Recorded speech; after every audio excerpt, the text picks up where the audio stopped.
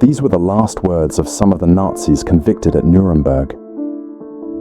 On the night of the 16th of October 1946, in the gymnasium of Nuremberg prison, 10 of the main leaders of the Third Reich convicted in the main trial of the International Military Tribunal were executed by hanging. The following are some of the most interesting statements made before their executions. Wilhelm Keitel, Chief of the High Command of the Armed Forces and convicted on all 4 counts defined in the IMT Charter, said in a firm voice as he reached the scaffold, "I call on God Almighty to have mercy on the German people. More than 2 million German soldiers went to their death for the fatherland before me. I follow now my sons, all for Germany."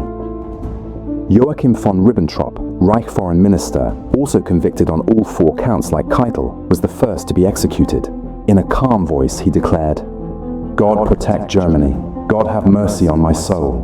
My last wish is that German unity be maintained, that understanding between East and West will come about, and that there will be peace in the world."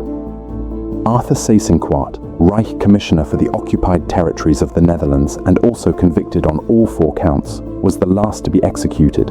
His last words, spoken softly but intensely, were, "I hope that this execution will be the last act in the tragedy of the Second World War, and that the lesson learned from this World War will be that peace and understanding must exist between peoples. I believe in Germany."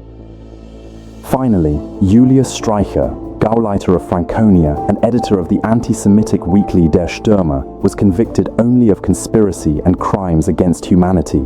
However, he was at the same time the most defiant of all in his last words. He had to be pushed up the stairs, and as he stepped onto the platform, he shouted loudly, "Heil Hitler!"